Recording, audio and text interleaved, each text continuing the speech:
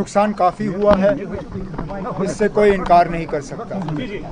लेकिन अल्लाह ताला का लाख लाख शुक्र कि एडमिनिस्ट्रेशन, चाहे सिविल चाहे पुलिस, ऑनरेबल एमएलएज के साथ मिलके उन्होंने वक्त पे जो कदम उठाए, जो लो लाइंग एरियाज से लोगों को इवैक्यूएट किया, जो इमरजेंसी शेल्टर में रखा, उससे कम से कम जानी नुकसान से हम बचे। माली नुकसान को हम दुरुस्त करेंगे, इसके लिए मरकज़ से एक ख़ास टीम जो है उनको भेजा जा रहा है। वो यहाँ पे जो डैमेज हुआ है, चाहे सरकारी इदारों का चाहे प्राइवेट, और ख़ासकर जो एग्रीकल्चर में हमें नुकसान हुआ है, जो खेतों में नुकसान हुआ है, जो मेवे को नुकसान हुआ है, हॉर्टिकल्चर का, इसका भी हम असेसमेंट करके जितना हमसे हो सकेगा रिलीफ के तौर पे वो हम लोगों तक पहुँचाएंगे। टीम गवर्नमेंट ऑफ इंडिया से जो है एक टीम भेजी जा रही है, उनसे जाहिर सी बात है हमारी गुजारिश होगी कि जितना वो हमें दे सकेंगे रिलीफ के तौर पे वो दें ताकि उसका सही इस्तेमाल हो। Sir, madam Mufti urges you to take matter with the CM centre के जो जहलिम पैकेज के तहत 1630 करोड़ रुपया लाया गया मुफ्ती ने, तो वो अनयूज्ड है। अब ये बात उन्होंने खुद छेड़ी तो अब मैं क्या कहूँ ना। पहले तो वो इस बात का जवाब दे कि उन्होंने खुद क्या किया। 18 तक तो वो खुद थी। 15 जनवरी में मैं चला गया, 15 पूरा, 16 पूरा, 17 पूरा, 18 आधा।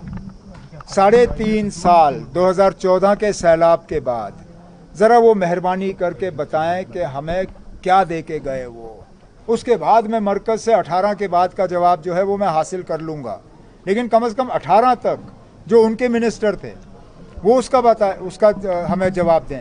जो कैबिनेट की सब कमेटी बिठाई गई थी जिसमें अल्ताफ़ बुखारी साहब और बाकी मेंबर थे उस कैबिनेट सब कमेटी के, उस कैबिनेट सब कमेटी का जो उनकी फाइंडिंग्स थी वो दबाई क्यों गई?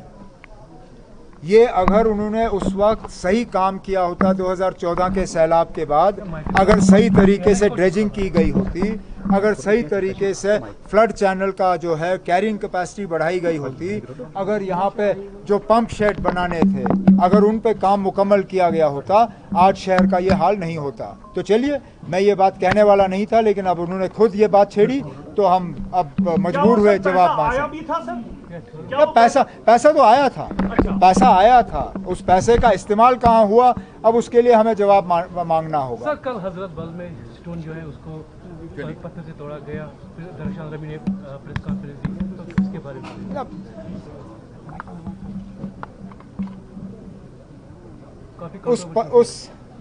उस पत्थर पे एम्बलम लगना चाहिए था या नहीं लगना चाहिए था, पहले तो वो सवाल बनता है। मैंने अभी तक किसी भी मजहबी इदारे में किसी भी फंक्शन में इस तरह का एम्बलम का इस्तेमाल होते हुए नहीं देखा है।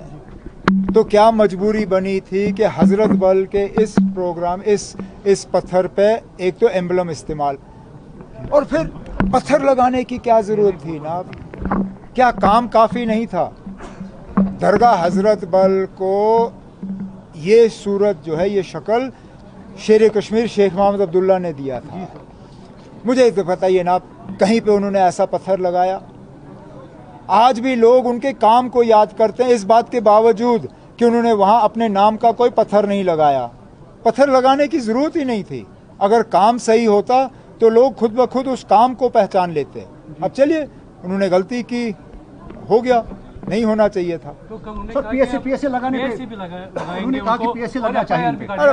ये अब डरा धमका के ये करने का क्या फ़ायदा? आपने पहले तो लोगों के जज्बातों के साथ खिलवाड़ हुआ, कम से कम उसके लिए तो माफ़ी मांगी जाए। ये कहे कि ना हाँ जी हमसे गलती हुई, पत्थर पे ये होना नहीं चाहिए था, किसी ने नहीं किया। आप बाकी जो मजहबी इदारों में फंक्शन होते हैं जहाँ इस तरह के पत्थर लगते हैं, आप गूगल करके निकाल के देखिए, कहीं पे भी ये सरकारी एम्बलम जो है इस्तेमाल नहीं होता। सरकारी एम्बलम सिर्फ़ और सिर्फ सरकारी फंक्शनों में इस्तेमाल होता है।